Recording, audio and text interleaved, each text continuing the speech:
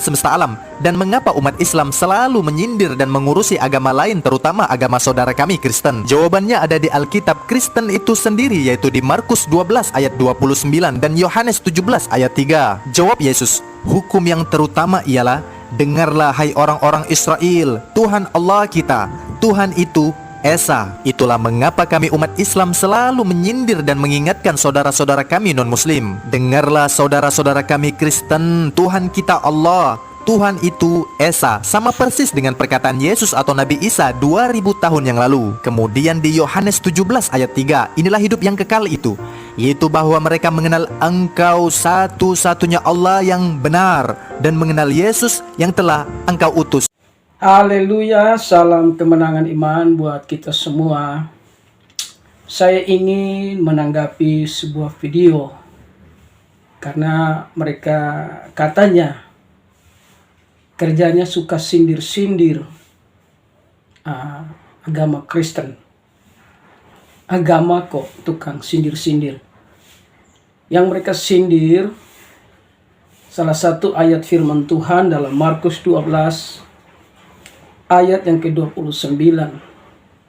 Jawab Yesus, hukum yang terutama ialah, dengarlah hai orang Israel, Tuhan Allah kita, Tuhan itu Esa.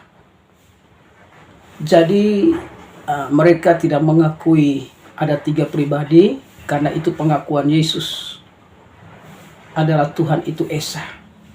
Nah, ini Yesus berhadapan dengan orang-orang Farisi dan Saduki. Dia menyampaikan ini bicara tentang Allah yang Esa, karena memang dia adalah pribadi Allah. Perhatikan di ayat yang ke-30 dalam Markus 12. Kasihilah Tuhan Allahmu dengan segenap hatimu. Kasihilah Tuhan, Allahmu. Jadi secara tidak langsung, bahwa dia sementara berbicara kepada orang Farisi dan Saduki bahwa dia adalah Tuhan Allahmu. Kasihilah dia dengan segenap hati dan dengan segenap jiwa. Jadi Alkitab jelas menyatakan itu ada 3 pribadi, tapi satu pribadi Allah yang Esa di dalam Tuhan kita Yesus Kristus. Makanya Matius 4 ayat 7, Yesus berkata kepadanya, ada pula tertulis, janganlah engkau mencobai Tuhan Allahmu. Di sini kita melihat bahwa Yesus sebenarnya berkata, jangan engkau mencobai, akulah Tuhan Allahmu. Jadi Alkitab itu sungguh jelas, dan Alkitab tidak pernah salah. Dan memang Yesus itu adalah Tuhan yang adalah Allah, yang dinyatakan dalam 3 pribadi di dalam Yesus Kristus Tuhan.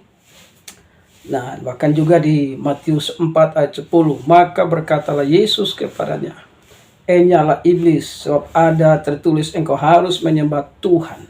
Tuhan ini siapa? Di mana iblis sedang berhadapan dengan Tuhan yang adalah Allah. Makanya Yesus berkata kepada iblis, ada tertulis engkau harus menyembah Tuhan. Nah, saudara, perhatikan lagi Matius 16 ayat 22. Tetapi Petrus menarik Yesus ke samping dan menegur dia, katanya, Tuhan, kiranya Allah menjauhkan hal itu sekali-kali takkan menimpa engkau. Petrus berkata, Tuhan yang adalah Allah yang menciptakan langit dan bumi. Jadi Alkitab ini tidak pernah salah menyatakan bahwa Yesus Kristus adalah Tuhan. Dalam Lukas 1 ayat 16, ia akan membuat banyak orang Israel berbalik kepada Tuhan Allah mereka. Jadi kalau sekarang banyak orang-orang yang Tuhan panggil untuk menjadi murtadin, ya itulah rencana Tuhan Yesus.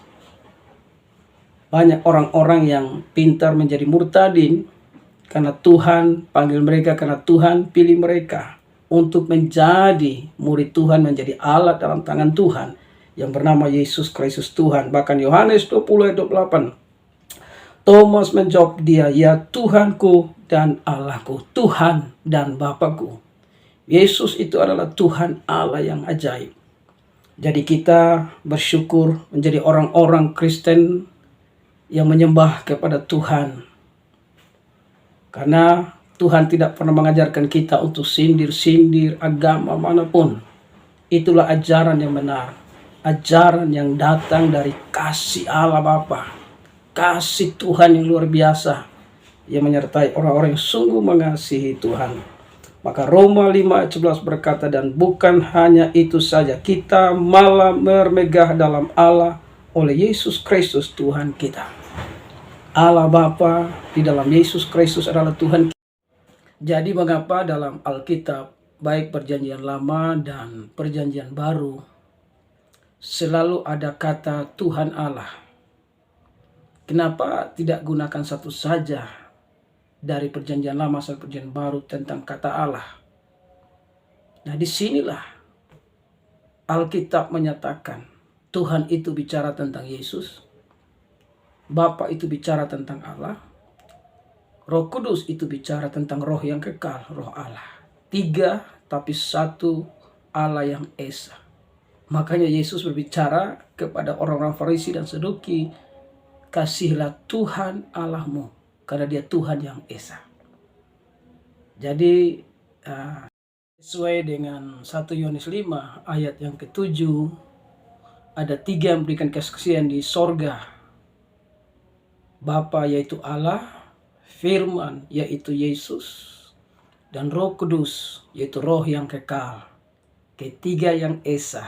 Percaya atau tidak percaya, itulah kebenaran. Haleluya.